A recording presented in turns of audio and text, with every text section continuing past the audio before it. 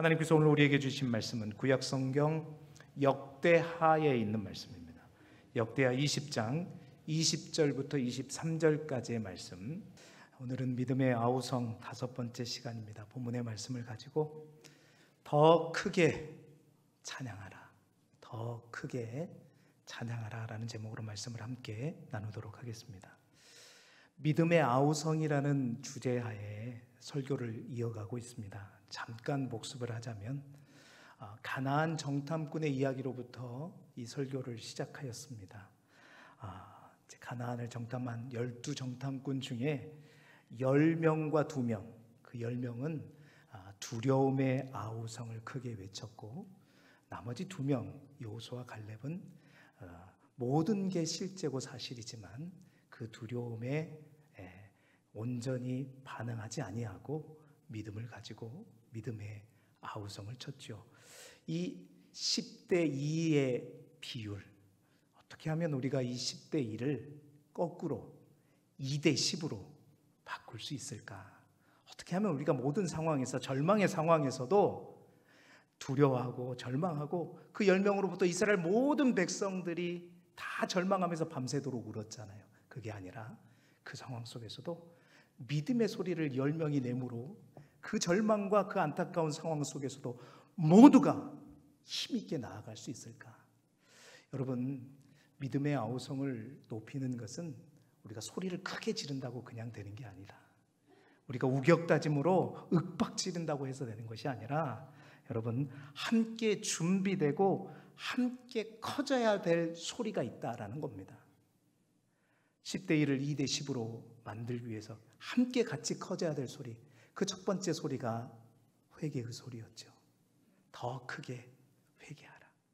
하나님과 우리의 사이가 막혀 있으면 소리를 내려고 해도 낼 수가 없는 거죠. 더 크게 회개하라. 두 번째는 그 하나님과의 관계 속에 우리의 목청이 터지게 될 때 우리가 가장 먼저 해야 될 게 또 뭐냐? 더 크게 기도하라. 더 크게 부르짖는 것입니다. 기도의 완성은 응답이 아니라 그 응답에 하나님 앞에 감사하는 것입니다. 세 번째 우리가 키워야 될 소리는 감사의 소리를 크게 하라. 더 크게 감사하라였습니다. 여러분, 이 모든 소리들의 공통점이 있습니다. 이 모든 소리들이 한 단어와 연결됩니다. 그 단어는 뭔지 아세요? 그것은 다름 아니라 믿음이라고 하는 두 글자입니다. 그래서 믿음의 아우성을 높이기 위해서는 이러한 모든 소리들이 함께 커질 때 믿음의 소리도 커지게 되는 것이죠.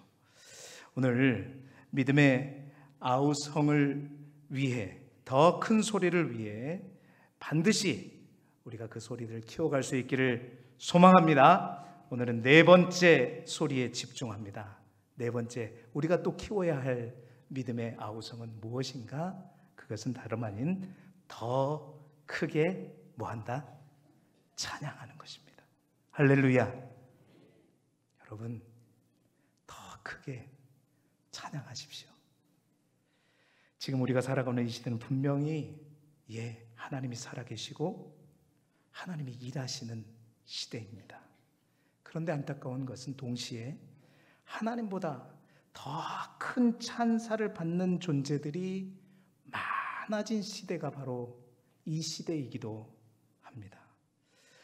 요즘 세상에 많은 사람들은 박수를 누구를 향하고 있습니까? 누구를 향하여 환호하고 있습니까? 누구를 향하여 박수치고 있습니까? 연예인과 운동선수와 성공한 기업가와 유명 유튜버, 요즘은 빼놓을 수 없지요. 그리고 자신의 성취에 도취된 사람들입니다. 거리에는 자기 이름을 높이는 광고판이 가득하고 SNS에는 자신을 드러내기 위한 소리로 가득합니다. 어떻게 하면 많은 사람들이 내 소리를 듣을까? 내 소리에 박수치게 할 수 있을까? 구독, 좋아요, 알림 설정. 유튜브 보신 분들은 항상 구독, 좋아요, 알림 설정. 어떻게 하면 그 소리들이, 사람들이 나의 소리에 찬사를 보내게 할 수 있을까? 또 어떤 사람은 돈 앞에 고개를 숙이고 권력 앞에 박수를 칩니다. 하지만 여러분, 하나님은 지금 오늘 우리에게 묻고 계십니다.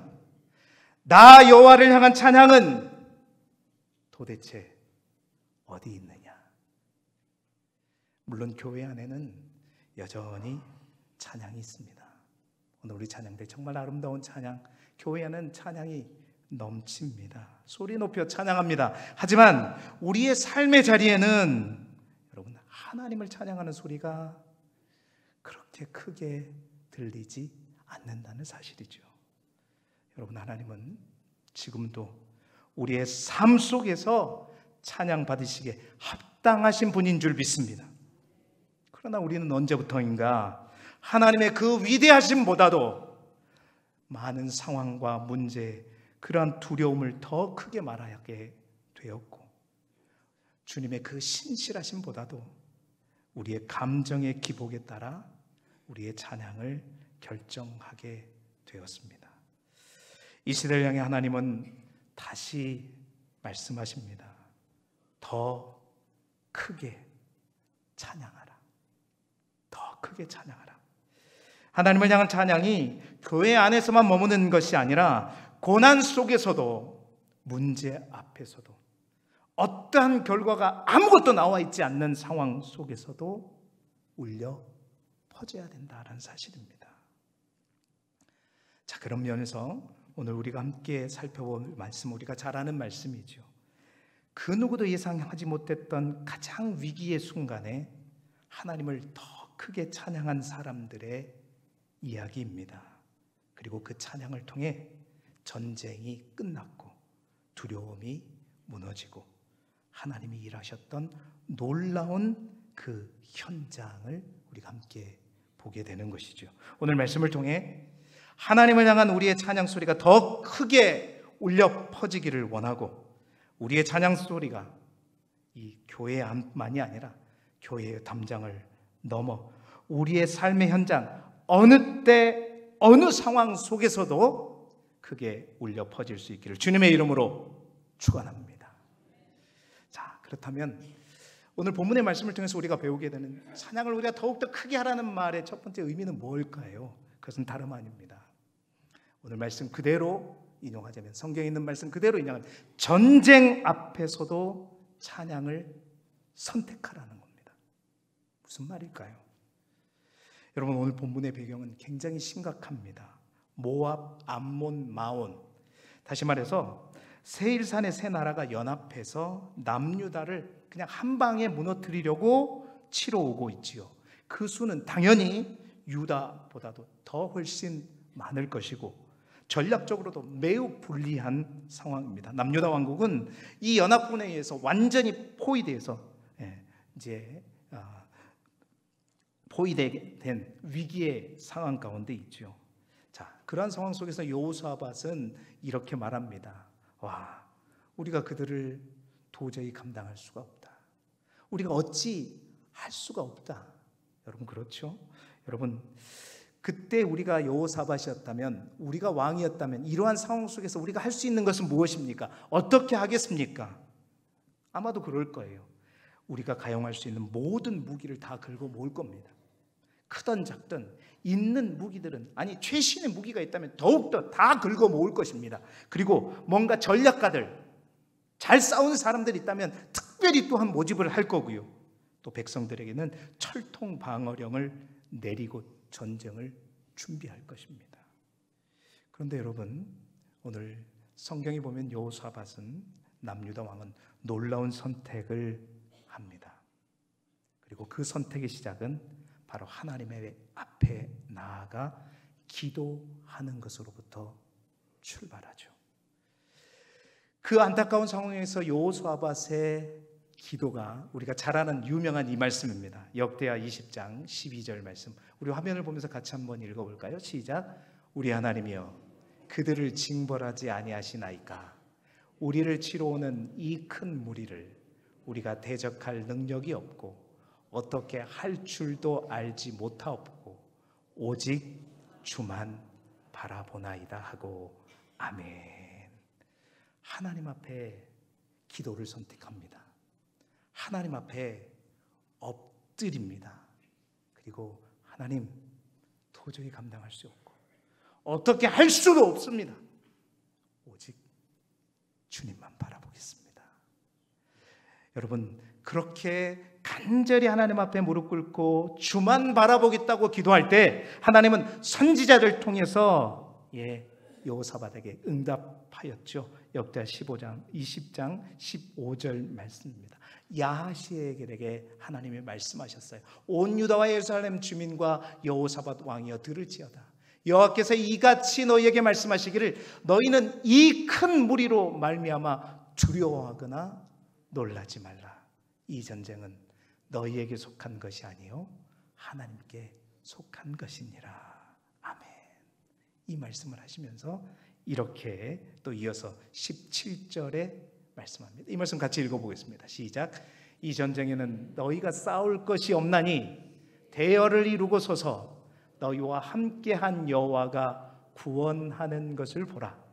유다와 예루살렘아, 너희는 두려워하지 말며 놀라지 말고 내일 그들을 맞서 나가라. 여호와가 너희와 함께하리라 하셨느니라 하매. 아멘. 자, 이 말씀, 이 응답의 말씀을 여호사밧이 듣고, 여러분, 여호사밧은 믿고 행동으로 옮겼습니다. 그리고 이어서 여호사밧이 놀라운 결정, 아주 뜻밖의 결정을 하게 되죠. 그 전쟁, 하나님께서 약속하셨기 때문에 그래도 우리가 없는 무기라도 챙겨가지고 없는 군사라도 모아가지고 가서 싸워보자가 아니라, 여러분, 모든 군대를 뒤로 하고 그 군대 가장 앞에 무기가 아니라, 군대가 아니라, 전략가가 아니라, 여러분, 그렇습니다. 갑옷을 입은 군인이 아니라 거룩한 옷을 입은 찬양대를 선두에 세운 것입니다. 찬양대 이럴 때 아멘 해야 되는 거 아닌가요? 크게 아멘 해야 되는데 찬양대를 가장 앞에 세웁니다.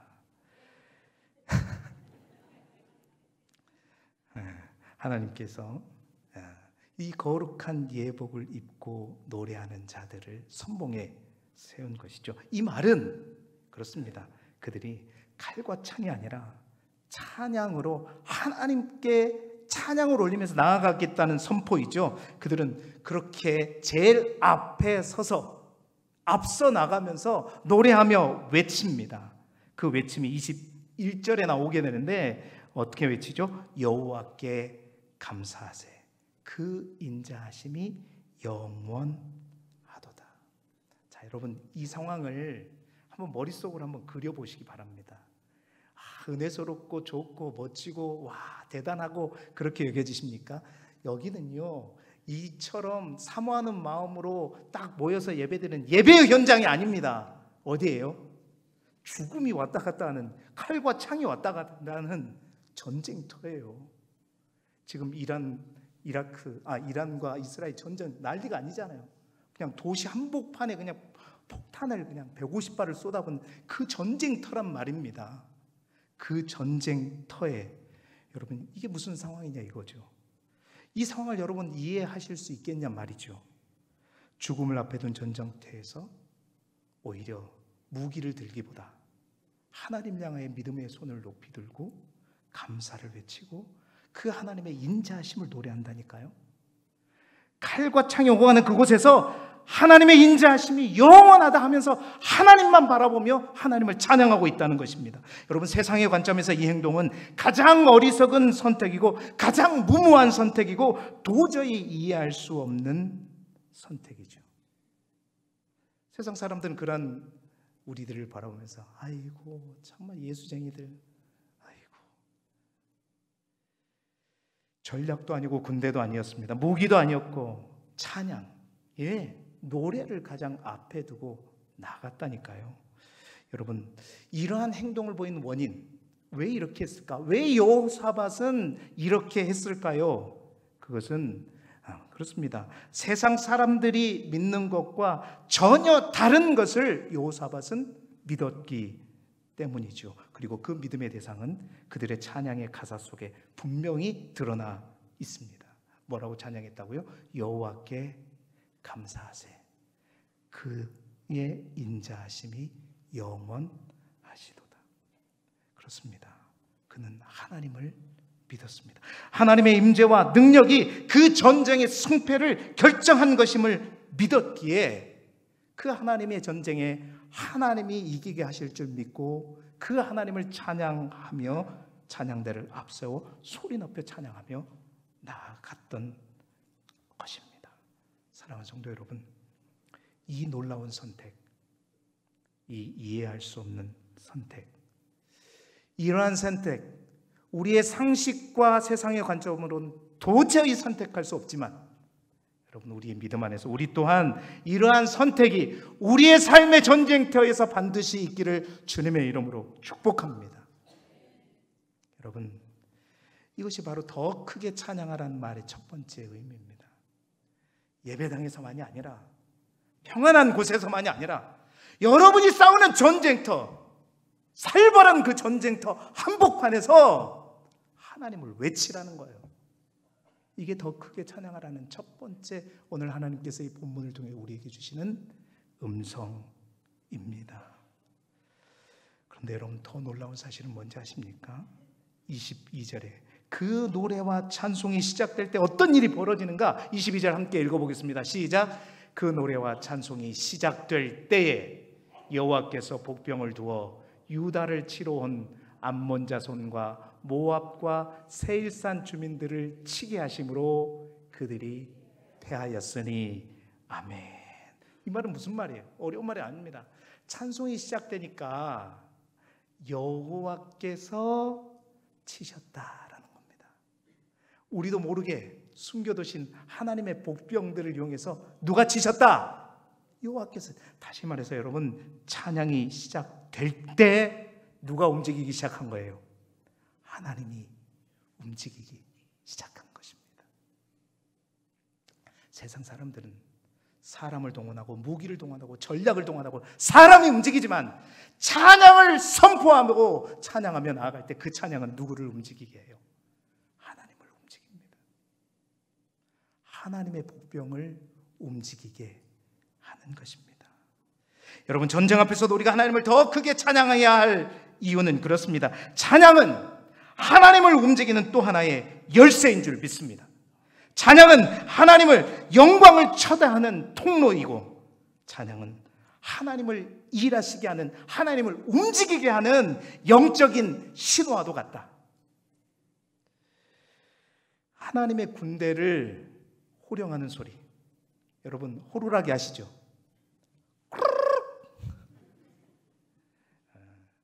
경찰 호루라기 소리가 들으면 괜히 내가 죄도 안 지었는데 그냥 뜨끔하잖아요. 여러분, 이 찬양은 다른 게 아닙니다. 영적인 호루라기와 같은, 아니 영적인 메가폰과도 같은 그 소리가 울려 퍼질 때, 그 호루라기가, 그 소리가 터질 때에 여러분, 하나님이 역사하시고 하나님이 일하시고 하나님이 숨겨놓으셨던 복병이 깨어나서 반드시 이기게 하실 줄 믿습니다. 여러분, 우리의 전쟁터에서 먼저 찬양하십시다. 우리가 가진 모든 무기보다 더 앞서서 하나님을 노래하고 하나님의 인자하심과 하나님의 영원하심을 찬양하며 나아가자는 거예요. 이것이 더 크게 찬양하자는 말의 첫 번째 의미입니다. 자, 그렇다면 왜 하나님을 찬양했을까? 왜 찬양해야 되는 것일까? 그 이유는 다름이 아닙니다. 찬양은 단순한 노래가 아니기 때문입니다. 여러분, 찬양은 믿음을 선포하는 영적인 무기이기 때문입니다. 여러분, 여호사밧과 유다 백성이 찬양을 통해 우리가 중요한 또 한 가지를 배웁니다. 찬양은 전쟁의 결과가 아니라 그 전쟁의 결과로 인해서 하나님께 올려드리는 기쁨의 모습이 아니라, 전쟁의 결과가 아니라 무기라는 겁니다. 이 말은 찬양은 단순히 기분 좋을 때 부르는 승전가 노래가 아니라고, 찬양은 단순한 노래, 단순한 음악이 아니라 찬양은 우리의 믿음의 고백일 뿐만 아니라 찬양은 영적인 모든 전쟁에 있어서 우리의 무기다라는 사실입니다. 오늘 여호사밧 이 찬양대의 이 찬양은 가장 위기의 순간에 가장 큰 믿음을 가지고 내는 가장 강력한 영적인 무기였습니다. 바로 여호사밧의 찬양대는 이런 믿음을 선포한 것입니다. 하나님, 우리는 싸울 힘이 없지만 하나님이 싸우실 것을 믿습니다. 우리가 이길 것을 봤기 때문에 찬양한 것이 아니라 하나님께서 이기게 하실 그 하나님을 믿고 그 믿음의 눈으로 하나님을 바라보며 찬양합니다. 바로 이 고백입니다. 그러니까 이 찬양은요, 결과를 보고 하는 게 아닙니다. 결과가 나오기 전에 믿고 선포하는 것이죠. 여러분, 더 크게 찬양하라 말은 두 번째 의미는 바로 그것입니다. 결과에 따라 기뻐하고 노르는 것이 아니라 결과가 보이기 전에, 어떠한 결과가 우리 손에 잡히지 아닐지라도 믿음으로 선포하자는 거예요. 하나님, 나는 못합니다. 나는 할 수가 없습니다. 나는 어떻게 할 수가 없습니다. 그러나 나는 오직 다른 건 다 몰라도 주만 바라보겠습니다. 하나님만 의지하겠습니다. 나는 이길 수 없지만 나를 이기게 하실 그 하나님을 믿음의 눈으로 바라보며 찬양합니다. 경배합니다. 여러분, 찬양은 눈앞의 현실보다 하나님의 성품과 약속을 더 신뢰한다는 고백인 것입니다. 그래서 현실은 아무래도, 감정은 따라주지 않아도, 전혀 기분이 좋지 않는 상황 속에서도, 고통스럽고 불안한 그 자리에서도 하나님은 여전히 살아계시고, 그 하나님은 선하시고, 그 하나님은 모든 것을 합력하여 선을 이루시는 분이시고, 그러기에 그 하나님은 찬양받기에 합당하신 분입니다 라고 고백하는 것, 바로 그것이 찬양입니다. 이게 진짜 믿음인 것이죠. 그렇습니다. 우리가 이 무기를 감추지 마시기 바랍니다. 이 무기를 숨겨놓지 마시고 적극적으로 활용하자.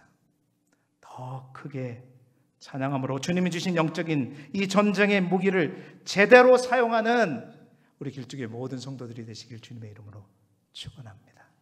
축원합니다. 자, 그럼 이 무기가, 이 영적인 무기가 다른 무기와 어떻게 다른가? 여러분, 이 무기는 단순히요, 적군만 무너뜨리는 무기가 아니기 때문에 굉장히 중요합니다. 찬양이 무너뜨리는 것은 적군만이 아니라는 사실입니다. 찬양은 단지 적을 무너뜨리는 도구만이 아니라, 여러분, 그 찬양은요, 우리 안에 있는 두려움과 우리 안에 있는 절망, 우리 안에 있는 불신도 다 무너뜨릴 수 있는 영적인 파워와 무기가 된다는 것입니다.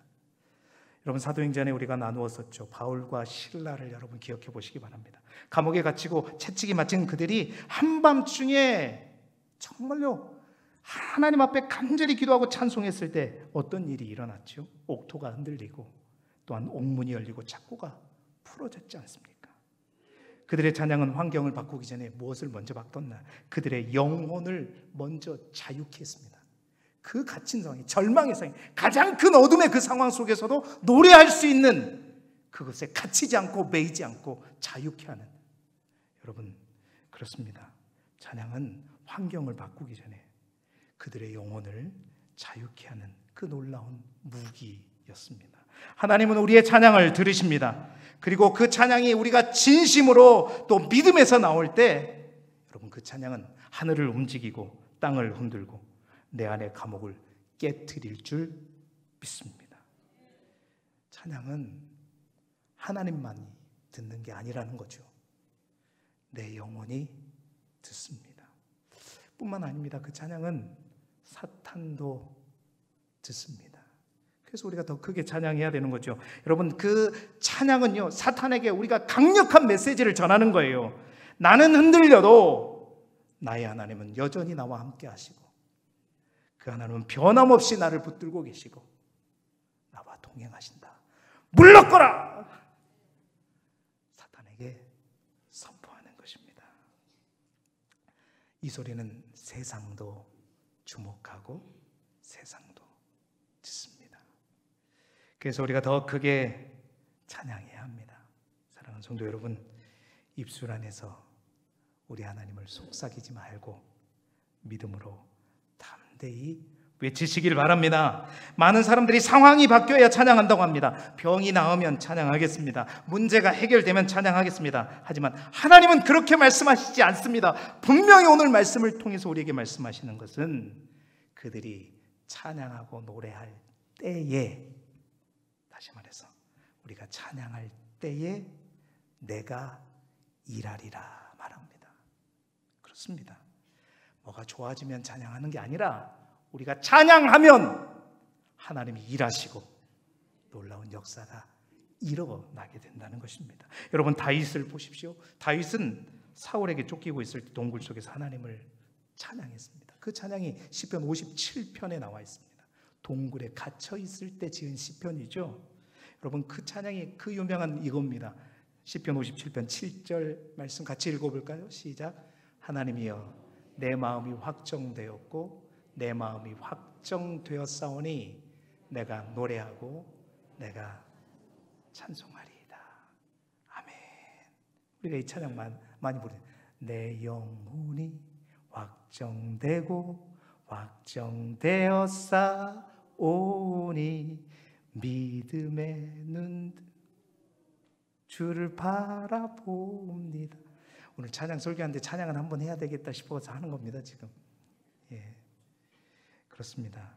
현실은 도망자였지만 그의 입술에는 찬양이 흘러나왔습니다. 왜? 그 찬양이 도망자의 신분이었지만 그 도망자의 신분에 묶이는 것이 아니라 그 도망자이지만 하나님께 더 묶이게 하는 놀라운 힘과 능력이 되었기 때문이죠. 그 찬양이 다윗의 심령을 일으켰고 또한 그 찬양이 결국 다윗이 하나님의 뜻을 이루는 도구가 되도록 했지 않습니까? 그래서 다윗의 시편 찬양은 그토록 중요한 것입니다. 사랑하는 여러분, 그러므로 찬양은 상황이 아니라 상황을 바꾸는 것이 아니라 우리의 믿음의 방향을 바꾸는 일입니다. 그 능력이 있습니다. 두려움에서 담대함으로, 무기력함에서 소망으로, 불안에서 확신으로 바꾸는 영적인 그 놀라운 능력, 찬양 가운데 우리 가운데 임하게 될 줄 믿습니다. 여러분, 우리의 찬양은 얼마나 담대합니까? 여러분, 우리는 교회에서 찬양을 잘합니다. 그러나 삶의 현장에서는 찬양의 소리가 너무 작아졌습니다. 입술로는 주를 찬양합니다. 그러나 마음은 여전히 세상 사람들처럼 두려움에, 절망에 사로잡혀 있지는 않습니까? 주일에는 찬양하지만 월요일 아침엔 불평부터 혹 나오고 있지는 않습니까? 하나님, 오늘 우리 가운데 찾고 계십니다. 내가 전심으로 나를 찬양하는 자들을 내가 어디서 찾을까? 여러분, 지금은 들리는 찬양이 아니라 여러분, 그렇습니다. 믿음으로 외치는 찬양이 필요할 때입니다. 들리는 찬양과 우리가 부르는 찬양은 다른 겁니다.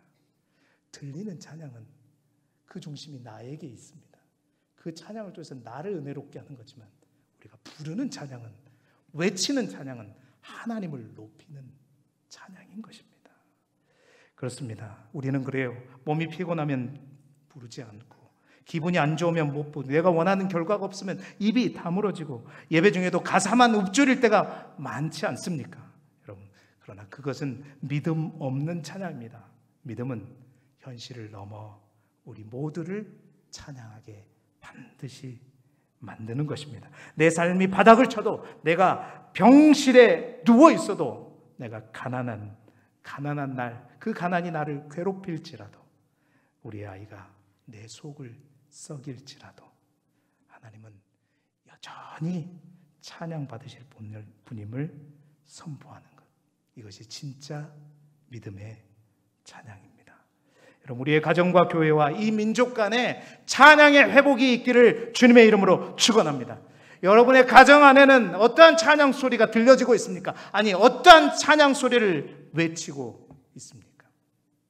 우리 교회 가운데 부르는 찬양은 예배의 장식물이 아니라 정말 하나님을 향한 심장의 고백이 되기를 소망합니다.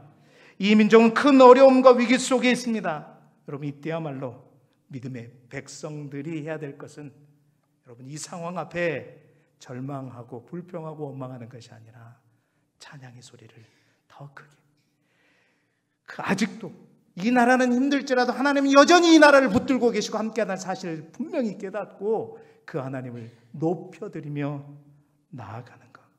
여러분, 이 찬양이 다시 울려 퍼질 때 하나님은 이 민족 가운데에서도 하나님이 숨겨주신 복병을 일으키셔서 새로운 길을 열어줄 줄 믿습니다. 오늘 이 말씀을 통해서 꼭 찬양대 헌신 예배 같지만 하나님은 이 시대의 삶의 현장에서 앞서 나갈 찬양대를 모집하고 있습니다. 여러분, 이 시대의 여호사밧 찬양대를 부르고 계십니다. 이 시대는 다른 소리들은 크고 믿음의 소리는 점점 작아지고 있습니다. 우리가 함께 나오는 어떤 회개의 소리는 눈물 뒤로 숨어버렸고, 기도의 소리는 일부 경건한 자들만의 소유물이 되어버렸고, 감사의 소리는 성공 이후에만 들립니다. 그리고 찬양 소리는 말씀드린 대로 예배당 안에만 갇혀 있습니다. 하나님 오늘 우리에게 묻고 계십니다. 서두에 말씀드린 대로 누가 나를 전쟁터에서도 찬양하겠느냐? 누가 어떠한 결과가 나오기도 전에 나를 믿고 나를 먼저 높이며 찬양하겠느냐? 누가 두려움 속에서도, 누가 실패 앞에서도, 누가 눈물 속에서도 나를 더 크게 찬양하겠느냐? 여러분, 이 자리에 있는 저와 여러분이 그 하나님의 부름과 찾으심 앞에 응답할 수 있기를 소망합니다. 믿음의 아우성을 다시 시작할 수 있기를 소망합니다. 더 크게 찬양합시다. 더 자주 찬양합시다. 더 담대히 찬양하고, 더 간절히 찬양하고, 더 깊이 찬양합시다. 그리고 믿읍시다. 우리가 찬양할 때, 우리가 소리 높여 찬양할 때, 우리가 믿음으로 찬양할 때, 그 찬송이 시작될 때 하나님이 움직이시고 하나님이 일하신다는 사실을 믿으십시다. 그 믿음을 가지고 새로운 이 한 주간도 여호사밧의 찬양대로 여러분 쓰셔서 여러분의 모든 전쟁터 가장 앞에 하나님을 찬송하며 더 크게 찬양하는 저와 여러분이 되시기를 그리스도 예수 이름으로 축원합니다.